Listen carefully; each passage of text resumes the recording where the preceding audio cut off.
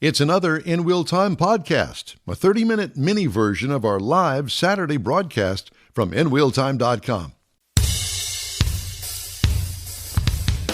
This is the award-winning car talk show, In Wheel Time, your weekly go-to all things automotive place, along with Mike Out of This World Mars, King Konrad DeLong, and Jeffrey Zekin. Don Armstrong here. Glad that you could join us.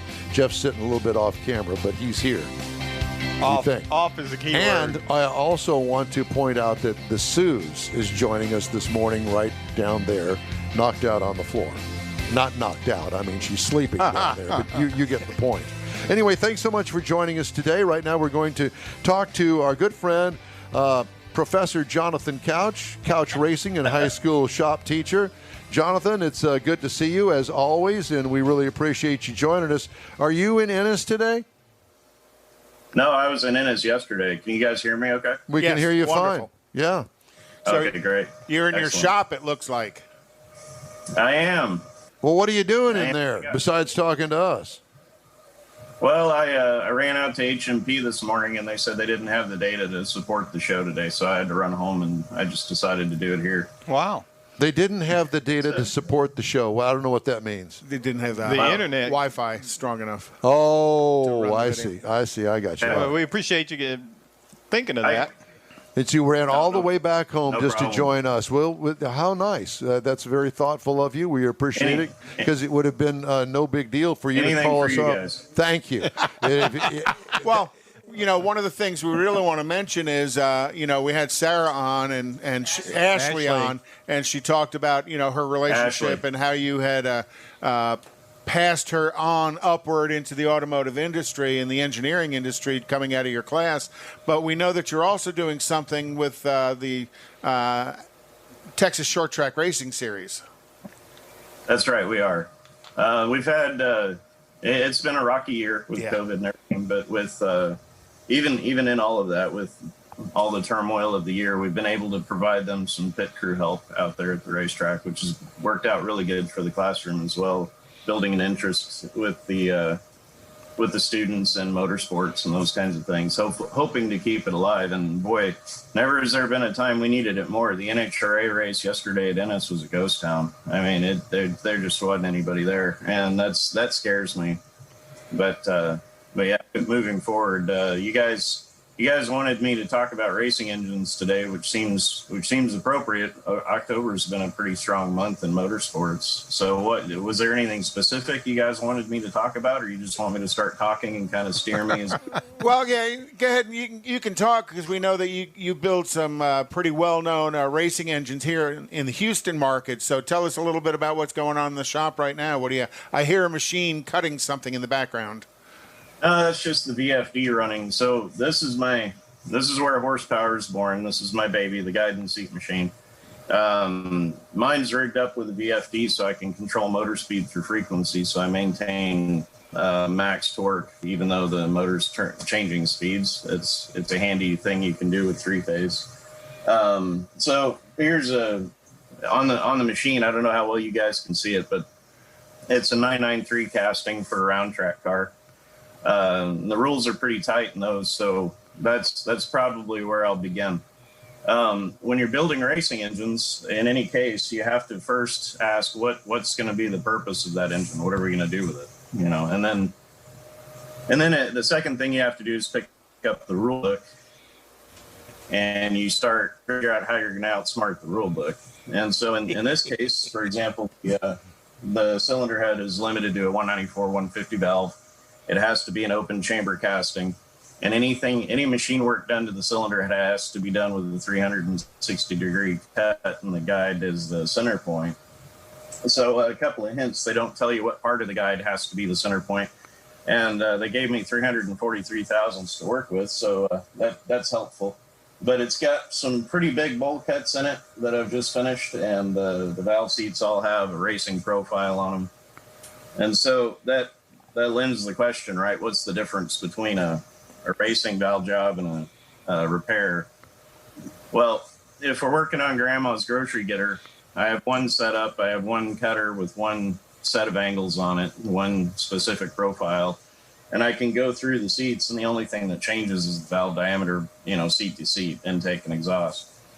With racing, everything has to be custom tailored to what I'm expecting to do with the car. So in racing, obviously, we want max airflow. I also need the valves to seat well.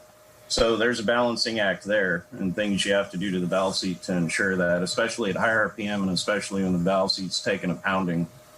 Not something grandma's car is going to see very often. Well, I don't know. Maybe your grandma. But I'm not allowed to do any port work to it. Otherwise, I could get more airflow. So all the tricks and games I have to play are in the area of the valve and the valve seat and the valve pocket itself. So I spend a lot of time there. Does it make any difference in these engines whether you're running a quarter mile, a 3/8 mile, or a half mile oval? Oh, absolutely, yes. So a quarter mile, you stand on it once. It's got to go down the racetrack full hard and get there quick. In a 3/8 mile oval, we've got shorter straightaways, tighter corners, so we need a lot of torque jumping out of the corner, especially turn 4 and 2. And then it's got to carry that momentum down the straightaway, so it's got to live the length of the straightaway long enough to get to the next corner. What goes on in the corner is up to the chassis man. That doesn't have much to do with me. Although when you do slide, you got to kick the rear wheels out in dirt racing. And in short track, it's different because the car sticks. And so there again, you build them different, even paved versus dirt. In a half-mile track, you've got to have a whole lot more camshaft. And hopefully the person building the car's got enough gear in it to get you down the straightaway. And then entering the corner again, getting back out of the corner is the hard part. Do we have the torque? What RPM range are we playing with? You don't want to overcam the car to where you're having to tote the camshaft for a while till you get the RPMs up to get in your torque range. So you need to make sure that whatever you're exiting the corner at, the RPMs are in the correct place for the camshaft. Jonathan, let me interrupt here just for a second and ask the question, and that is that I've been listening to these engines out there at Houston Motorsports Park, which is a 3/8 mile track, and there are a lot of cars that hit the rev limiter right at the end of the straightaway, and some just barely touch the rev limiter.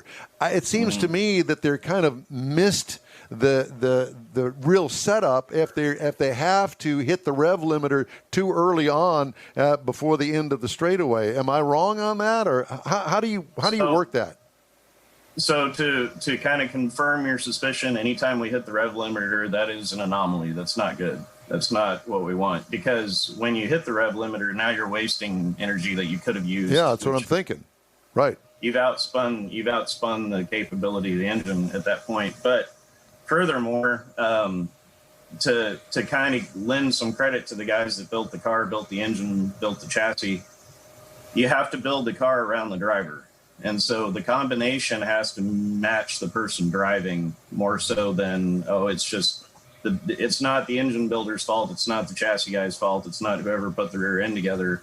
The combination of the car has to work with whoever's sitting in the driver's seat. So if he got on the gas way too early in the turn and perhaps lost traction or even just rode the brakes real hard coming in and then punched it way too early, he'll run out of straightaway, or he'll run out of motor before he runs out of straightaway. And that doesn't carry you well into the next corner. That doesn't set you up well for the next corner and getting through it. It just becomes an escalation at that point of just bad things happening. Let's talk more about this right on the other side of the break, if that's okay with you, because I really want to explore that a little bit further. So stay with us. This is the In Wheel Time Car Show. We're back after this quick break. 911, what's your emergency? There's a train that just hit a car. Sir, what is your location? Look around for a street sign, sir. It's 8th and Orchard. 8th and Orchard. Okay, very good. 8th and Orchard. Sir, help is on the way. Why would he do that? The train still hasn't stopped. You have to get there now. At a railway crossing, even if the engineer sees you and hits the brakes, it can take a mile for the train to stop. And for you, that's too late. Stop. Trains can't. Paid for by NHTSA. Advance Auto Parts and CarQuest present the Boobs Rock Powder Puff Race. Saturday night, October 17th at Houston Motorsports Park. Gates open at 5. The green flag waves at 6. Wear a mask. Social distancing and sanitizer rules. Enjoy $1 hot dogs and $1 beer. $5 discount ticket info online at NASCARHouston.com. Saturday night, October 17th. Gates at 5. Racing at 6. Houston Motorsports Park. All car classes, including the Boobs Rock Powder Puff Race, supporting breast cancer awareness. It's the last race of the season. Boobs Rock. Don't miss it. Hey, thanks for joining us for today's In Wheel Time Car Show. Talking to Jonathon Couch, and he is the motor guy, the car guy out at Klein Forest High School. And the mentor of all of these students he's got out there. When I was out there last year for his car show, you could really see he's got a great relationship with the students, and they have a lot of respect for him. So, Jonathon, how many kids do you have out there at Houston Motorsports Park tonight working with the guys out there at the track? The rumor had it 4 of them were going to make it, maybe more than that. They're teenagers, so it's hard to nail them down with it. Well, I know. I'm hoping to have 4 of them, and 4 that are going are really, really good, so they should be fine. And do you set them up with teams? Is that how that works? How does it work exactly? No, Gina assigns them, and then most of the races, if I have a student there, I'll be there too, just to watch them and make sure that there's nothing I can do to kind of adjust their habits or kind of help them get in with because even though they're teenagers and they seem obnoxious, they're still really shy when they're building relationships. They don't know how to break the ice yet. So I try to help them with that and try to help them explain the pace of the racetrack is very different than the pace of the shop at school. Everything is a split-second decision. You've got to be on your toes. You've got to be aware of what's going on around you and those kinds of things. So I try to be there to coach them through all of that because it is a culture shock for them. They're not used to having to think and work that fast and then try to make a decision and get through it that quickly. So, and then also just if, working on race cars, you've got to think 10 steps ahead. Whereas when you're working on the car in the shop, it's just what you focus on what you're doing right this second. So. Are you taking any of the kids to the drag race next weekend? I'm on the fence. I had the field trip set up for Friday, but if Friday in Houston is kind of a repeat performance of what I saw in Ennis this past weekend, I'm not really excited about that. Yeah. And on Saturday, they won't, as far as I know. I'm going to contact the NHRA this week and see if we can work something out. But if I can get them in Saturday, I'll definitely take them Saturday, but Friday's in the air. We normally go every year in the fall. I'll normally take them to Ennis for the senior trip. Right. But this year, there just wasn't enough time and started school about 3 weeks late. And so we just started to throw it together in time. But the plan right now is to go on Friday. If I'm going to look at the schedule real close, and if the festivities, the good stuff, don't start till late, we may leave after school and just go. How many semesters of education do you offer in your classes out there? So it's now a 4-year program, a full 4-year program. Oh, wow. How great is that? Yeah, that's awesome. So I can take shop class all the way from my freshman year all the way through senior. If you survive it. Well, Don's still looking to graduate from high school, so he may take you up on that. What's high school? Night classes. Yeah, exactly. Well, but that's really good. I mean, not only for people that what we used to call a shade tree mechanic, but guys that get that involved in, I would think, are looking at a career. Oh, absolutely. Yeah, I don't teach the class for shade tree. I teach it like you're going to do something in the automotive industry. And with my credential and my background, whatever you want to know, I'll teach you. So I've got kids. I'll just give you some examples if that's okay with you guys. I've got kids right now working on restoring the hood to a Ford 8N tractor from like the 20s with a flathead 4-cylinder. And all they want to know is body work. So here's some sheet steel. Go bang on this, put in some filler, fill the hole, shoot some paint on it. And then at the other end of the spectrum, I had a kid with a 72 Mustang come in with a 351 modified transplant. Now it's modified heads on a Cleveland block, which is common and these days advisable with pump gas. And he had a rash of broken push rods. Well, the car had set up for a long time and all the valves were seized in the guides. So I was able to convert our vertical mill to do the same thing this guide and seat machine does at school. So the kids are getting to see the full spectrum of engine machining and a racing profile valve seat all the way down to the bodywork side and everything in between. And of course, we're still taking on the mom and pop jobs. We're building a Jeep from the ground up, chassis off deal.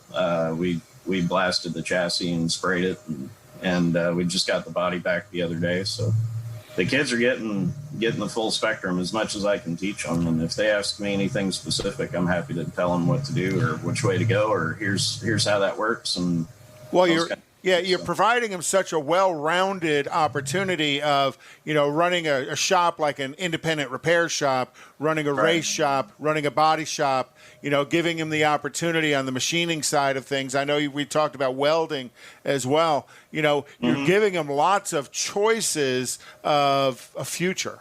Well, they get to see and experience all these different aspects of it. That which when one I went catches to school, their fancy. Yeah. We didn't even have an auto shop back then. We had a wood shop, I think. So they can kind of see. I don't particularly care for the body work, but I do love the machine work, or I do love this, or I do love this. I want to focus on that, and I think that's great. Yeah. Anywhere they find anywhere that's a career where they could get out of there and do it for a living. If they're interested in doing it, I'll teach them. Well, but that's the thing. They got to know that opportunity exists. So you're showing them. One of the mysteries to me was a guy that did upholstery work. Now, I know that sounds strange, but I watch these car shows on Motor Trend TV where that upholstery guy is just as talented as the guy that does valve guides and heads. I mean, but it's in a different kind of way. I mean, that is a real school of art that you got going there. Do you teach that sort of thing too? I do if it comes up. I haven't had anyone come asking for any upholstery work. Now, I am limited in what I can do. I can't do button tufting. I can't sew the seat covers together myself or any of that. But if someone's wanting to do, carpet, of course, that's no problem. Cutting carpet's not a big deal. And even other interior accessories or anything like that they want to do that's upholstery related. Yeah, just teaching somebody how to get the door panels off without tearing them up is a good thing. Well, to know. that and I mean, put like for instance, putting in a tachometer in a car that really doesn't really have one per se. I mean, and then. Not just putting it in, but making it look right when you're done is the yeah. Right, exactly. So it's good to know that it's a fully rounded course that you teach out there. Where are your seniors right now? Your fourth year students, where are they in your program right now? So the two, I've got two seniors this year, and I know that sounds bad, but we just kicked off the 4-year program 2 years ago. Oh, okay. Gone through my first batch of freshman students that are now juniors. And so that batch will hit their senior year next year. So I've got a big junior class. And unfortunately, that meant some seniors some kids that are seniors now didn't get to enjoy the experience because we had to shift everything down a year. It was just a transition time periods. Yep. I had two that snuck in.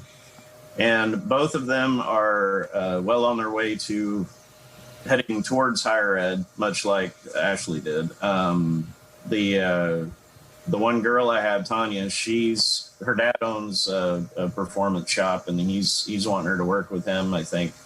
And she has an interest in building racing engines, so I've been showing her the tooling and sort of the culture of racing, introducing her to characters like Smokey Unick and those kinds of guys that sort of pioneered a lot of this and a lot of the way we think today. Well, Smokey was known to pioneer the edges of the rule book.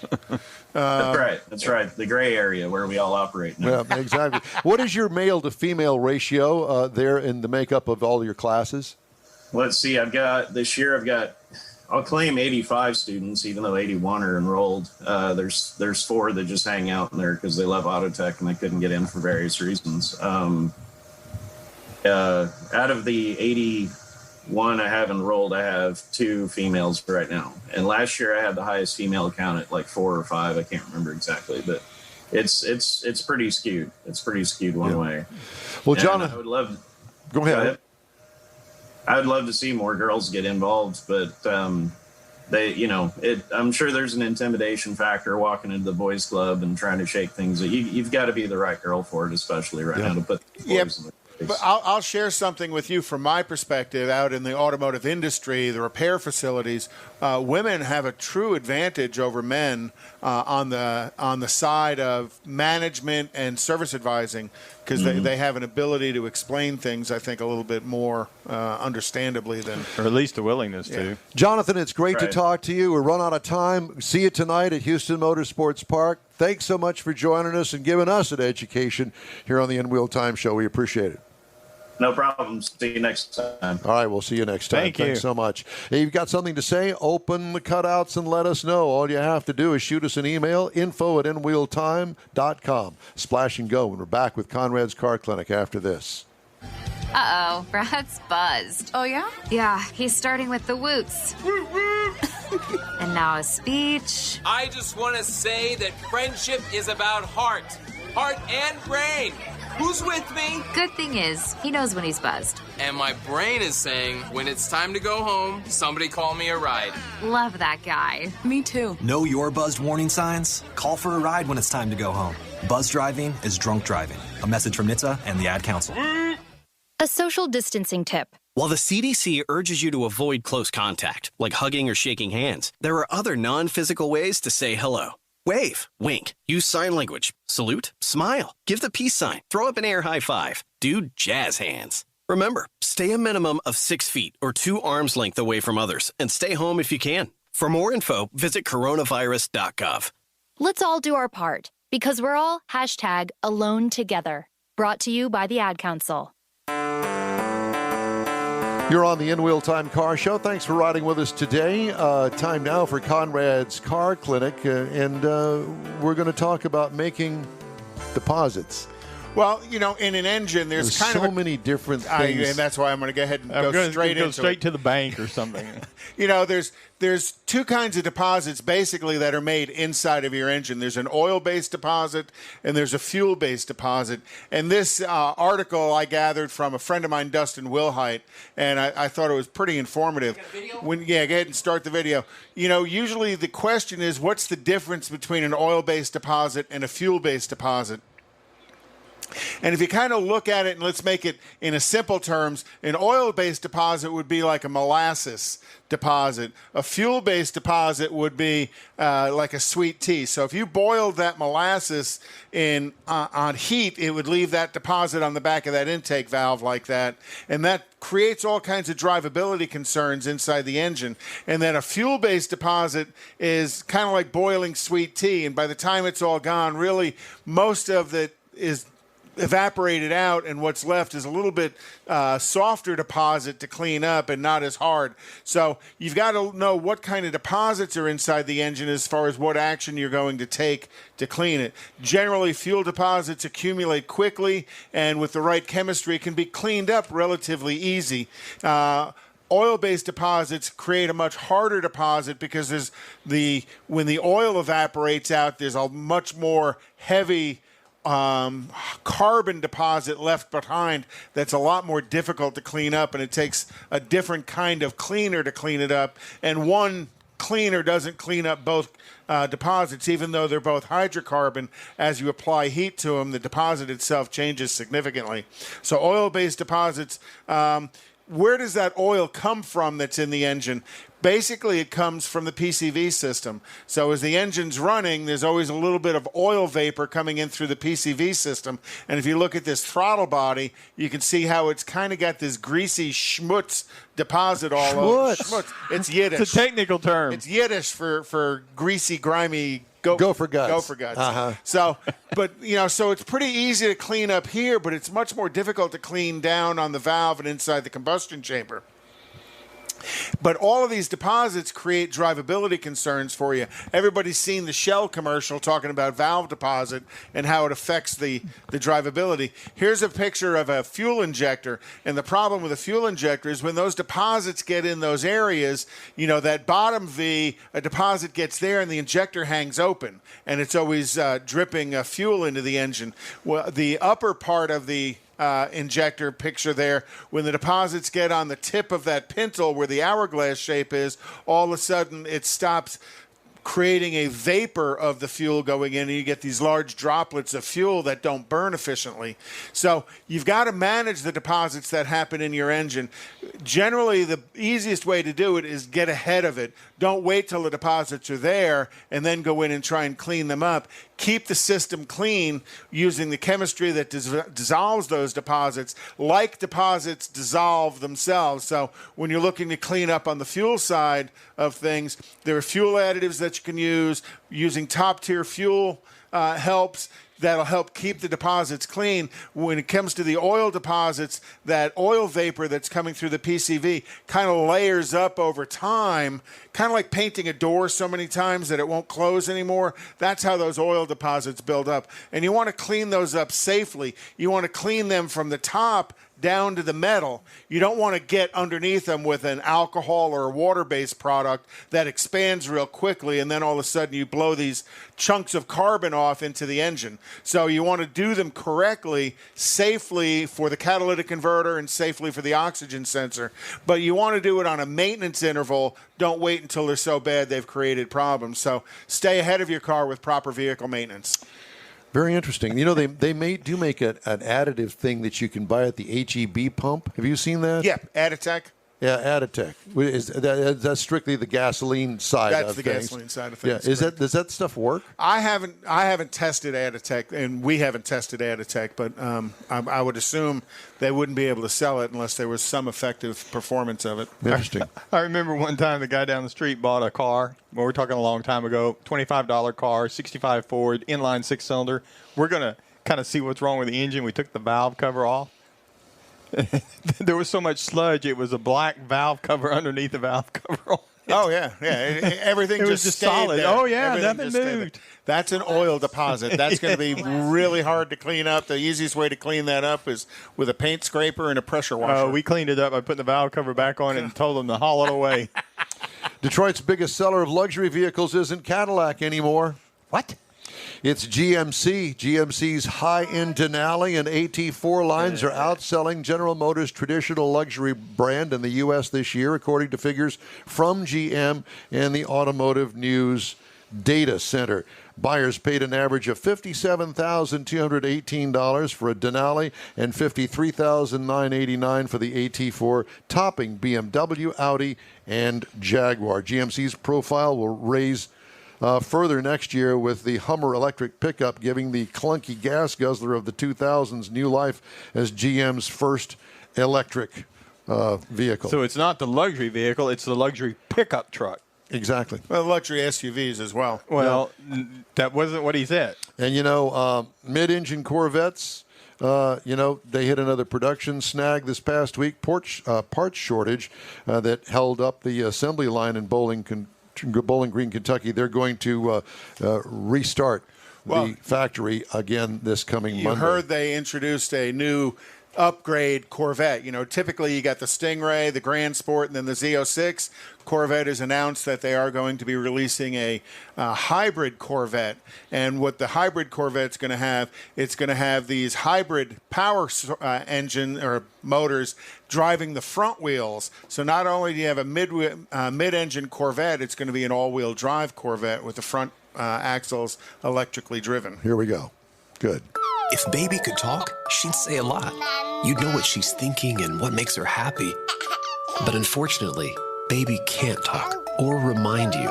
You're the one taking her to daycare today, and she won't speak up if you drive straight to work like any other day and never think to look in the backseat. Every year, dozens of kids die from heat stroke in cars. No one is perfect, so set a reminder and always look before you lock. Where's baby? Paid for by NHTSA. Well, guess what time it is? It's time to say goodbye, friends. That's it for this episode of the In Wheel Time Car Show.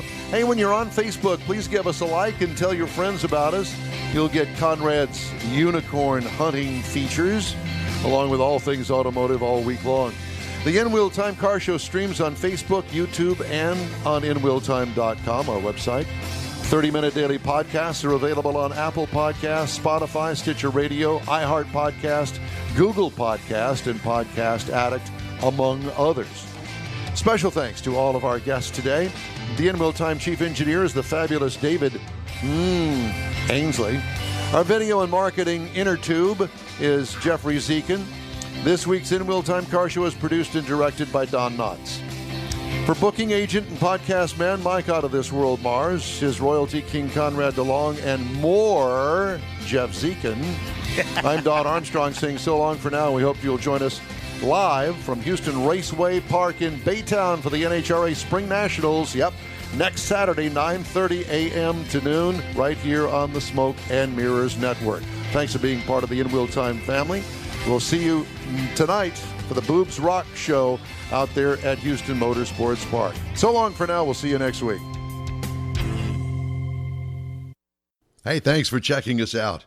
Don Armstrong saying be sure and join us live every Saturday, 10 a.m. to 12 noon Central Time on YouTube, Facebook, and InWheelTime.com.